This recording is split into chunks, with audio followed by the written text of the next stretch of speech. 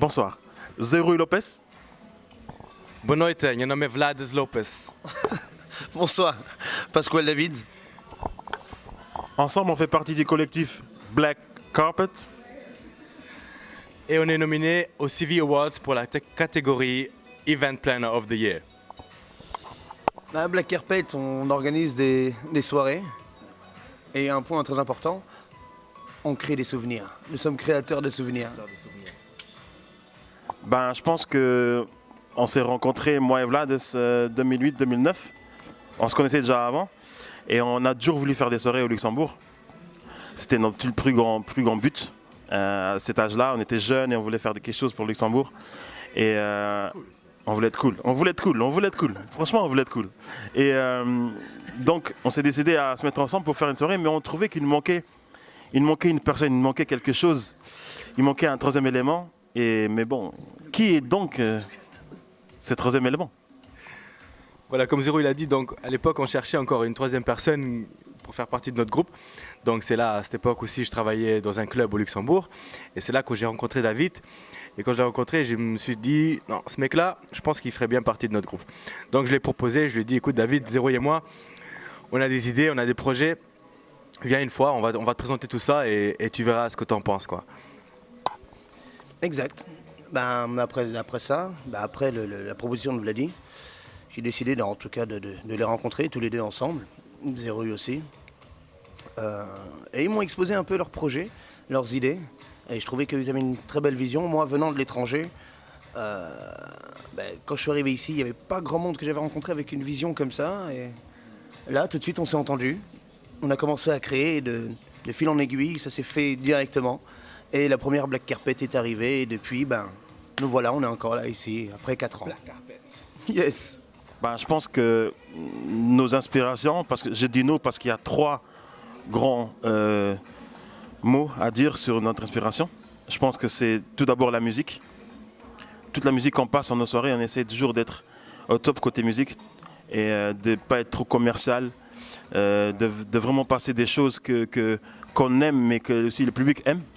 Et essayer d'être vraiment au taquet côté musique. Et voilà, c'est une inspiration qu'on a et voilà, la musique. Je pense qu'un autre grand point de notre inspiration vient aussi des voyages qu'on a fait, surtout Zero et moi, avant de connaître David. On a fait un peu le tour des nightclubs autour du Luxembourg, c'est-à-dire la France, Belgique, Pays-Bas, Allemagne, même au Portugal. Donc même aux États-Unis, quoi. On s'est un peu inspiré des soirées là-bas parce que voilà, c'est des soirées qu'on ne trouvait pas trop au Luxembourg. Et je pense que c'est aussi une grande inspiration pour nous.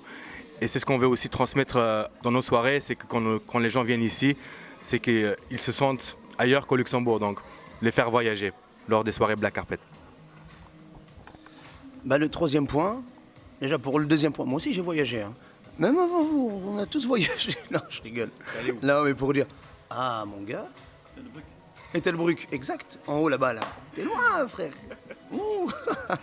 Non, mais pour revenir un peu à la question, non, le troisième point qui est très important pour nous et qui se remarque dans nos soirées et qu'on voit et qu'on essaie de pousser aussi au maximum, c'est ce côté mode, fashion, amour du vêtement, classe, prestige d'une certaine façon. Voilà un peu le troisième point. Parce que voilà, en dehors de la musique et du voyage, on crée des événements où les gens peuvent venir en tout cas et s'exprimer par le vêtement, et être classe, par le style exactement. Par le style et pouvoir sortir et être classe et ne pas être à côté de jeunes enfants ou de des personnes mal habillées. On essaye de plus ou moins d'être dans quelque chose exactement, de carré. Je pense que pour le plus grand obstacle surmonté, ça s'est passé lors de la première soirée où on est arrivé vers 18-19 heures pour mettre la déco en place. Donc on était tranquille, tout serein, première soirée amateur surtout. Et puis là, la gérante arrive. Elle nous dit « Désolé les gars, mais on n'a pas eu la nuit blanche pour ce soir. » Nous, on était bien. On s'est dit « Bon, c'est pas si grave. Ce ne sera pas 6 heures du mat, mais ça sera donc 3 heures. » Elle nous dit « Non, ça sera 1 heure du mat. » Et nous, on s'est dit « Oh là là, non. » Vu qu'on est tous caps et qu'on a beaucoup de clients capverdiens, Ils seraient arrivés à la fin, les gens, à 1h du mat. Donc ça aurait été impossible.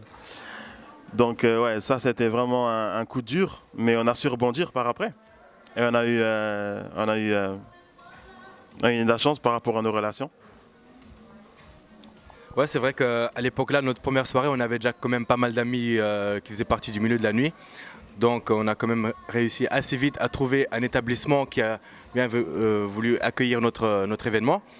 Donc au bout d'une heure, on avait un autre établissement. Mais voilà, on a eu beaucoup de chance pour trouver un autre établissement, mais c'est pas facile de changer d'établissement à la dernière minute. Donc on a rencontré quand même certaines galères. Bah, parlant de galères, une des premières galères en tout cas qu'on a eues, c'était vraiment de faire comprendre aux gens qu'il y avait un changement d'établissement. Donc pour ça on avait fait tout ce qui était post, Facebook, SMS, appels, etc. Et on avait laissé notre ami Zeroui au premier établissement pour envoyer les gens en tout cas jusqu'au deuxième établissement. Le pauvre il n'a pas pu assister au début de la soirée. Mais voilà, ça faisait partie du jeu. C'était un des inconvénients de ce petit souci en tout cas. Et voilà, ça c'était un des premiers inconvénients, mais par contre le deuxième qui était assez marrant, c'était de voir en tout cas ces deux jeunes hommes bien habillés, beaux gosses, stylés, black carpet, de les voir à genoux avec un ciseau d'écolier et couper le tapis, notre tapis noir qui est black carpet, qui était fait pour le premier établissement, mais pas pour le deuxième.